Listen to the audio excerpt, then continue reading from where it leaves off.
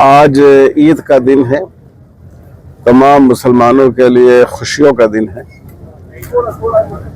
اور اس خوشی کے موقع پر ہمیں افسوس ہے کہ ہم ایک ایسے موضوع پر بات کرنا چاہ رہے ہیں جو ہمارے لیے بہت ہی تشویش کا اور چنتا کا باعث ہے، اور وہ ہے وقف کا مسئلہ۔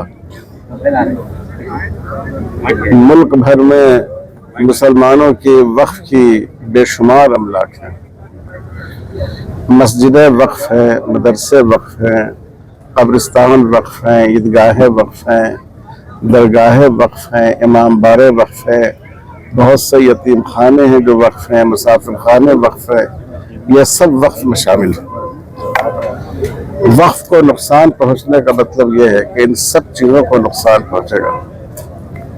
اس وقت جو وقف ترمیمی بل 2024 لایا گیا ہے، یہ وقف کی حفاظت کے لیے نہیں ہے بلکہ وقف کو تباہ و برباد کرنے کے لیے، اور یہ امتیاز پر مبنی قانون ہے۔ جو سہولتیں ہمارے ہندو بھائیوں کو ان کے دھارمک استھلوں اور مذہبی کاموں کے لیے ہے، سکھ بھائیوں کو ہے، مسلمانوں کو اس سے محروم کرنے کی کوشش کی جا رہی ہے۔ اس لیے ہندوستان بھر کے مسلمان، تمام مسالک کے لوگ، تمام تنظیموں کے لوگ اس کا وروध کر رہے ہیں، اور all India Muslim personal law board کے لیے یہ بل بالکل ناقابل قبول ہے۔ ہم نے اس کے لیے کوششیں کی ہیں، ای میل کے ذریعے اپنی رائے کا اظہار کیا ہے، جے پی سی میں جا کر اپنا مشورہ پیش کیا ہے، بہت بڑا دھرنا دلی میں ہوا، بہت بڑا دھرنا پٹنہ میں اور وجے واڑہ میں ہوا، اور یہ ہمارے لیے بالکل ناقابل قبول ہے۔ ہم لوگوں نے نتیش کمار جی اور چندرا بابو نائیڈو جی سے خاص کر اپیل کی ہے کہ آپ کو ایک سیکولر چہرہ سمجھا جاتا ہے، اور آپ کو مسلمان بھی بڑی تعداد میں ووٹ دیتے ہیں۔ آپ کی ذمہ داری ہے کہ مسلمانوں کے ساتھ ہونے والی اس ناانصافی کا ساتھ نہیں دیں۔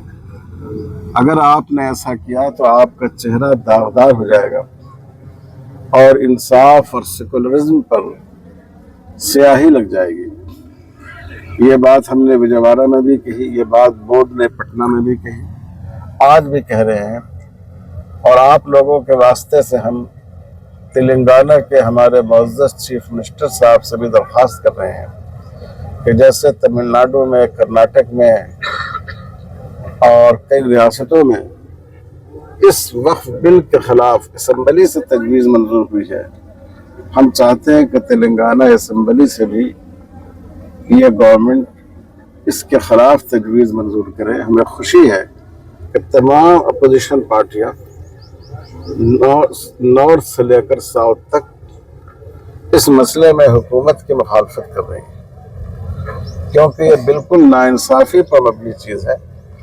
تو اس لیے ہم اپنے معزز چیف منسٹر تلنگانہ صاحب سے بھی امید رکھتے ہیں کہ وہ بھی اسمبلی سے اس سلسلے میں ریزولوشن پاس کریں گے، تجویز پاس کریں گے، اور انشاءاللہ اس کا بڑا اثر ہوگا۔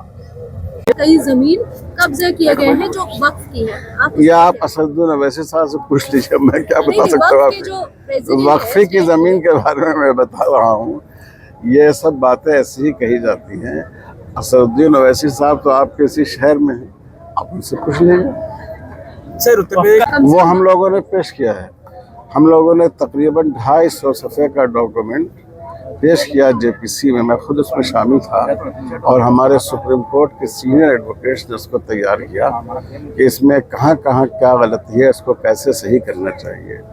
لیکن اگر حکومت سننے کو تیار ہو تو بات ہو سکتی ہے۔ اب آپ سوچئے کہ ملک میں اپوزیشن کی بھی تو ایک اہمیت ہے، لیکن اپوزیشن کی ایک رائے کو بھی انہوں نے قبول نہیں کیا۔ جو 14 ترمیم یہ لائے بعد میں، اس میں اپنی پارٹی ہی کے لوگوں کی باتیں انہوں نے قبول کی، اپوزیشن کی ساری باتوں کو نکار دیا۔ تو یہ ایک جمہوری ملک میں، خاص کر ہمارے ملک میں، ये रवायत नहीं थी। अपोजिशन की बात को बड़ी कर आए और अपना विरोध जो है वो जताए, और खासकर आज के नमाज में।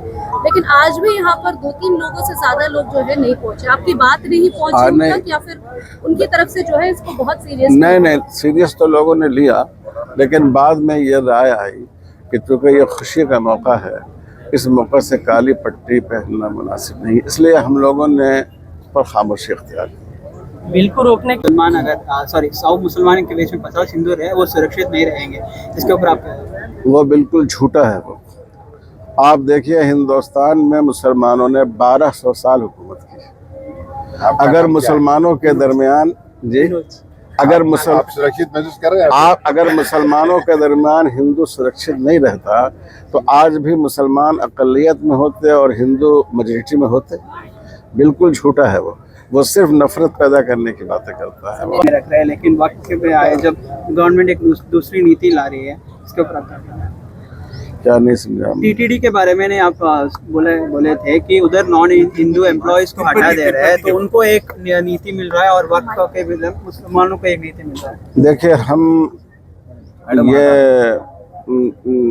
हमारा तासुर ये है कि हमारे मुल्क में तमाम तबकों को, तमाम वर्गों को मजहबी आज़ादी दी गई है। दस्तूर की दफ़ा 29 में ये बात भी कही गई है कि हर एक को अपनी जो उनकी मजहबी अमलाक हैं और जो उनके इंस्टीट्यूशंस हैं उनके इंतज़ाम की आज़ादी हासिल हो।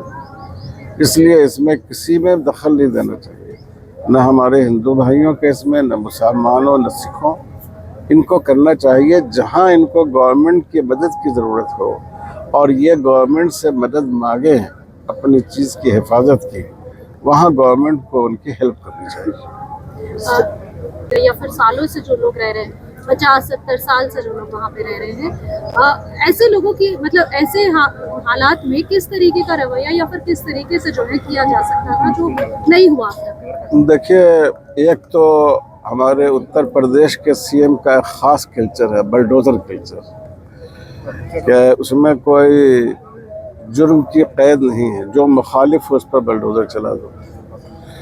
लेकिन उसके लिए एक अच्छा हल भी है, जो ज़मीनें हैं या तो उनको खाली कराकर वक्फ बोर्ड को दिया जाए, और या अगर उसको मुकम्मल इनखला कराने में बहुत नुकसान का अंदेशा हो तो वो लोग जो मुनासिब किराया हो सकता है गवर्नमेंट मुतय्यन करे, वो किराया अदा करे वक्फ बोर्ड को, और जिस पर्पस के लिए वो ज़मीन वक्फ की गई थी उस पर उसका इस्तेमाल।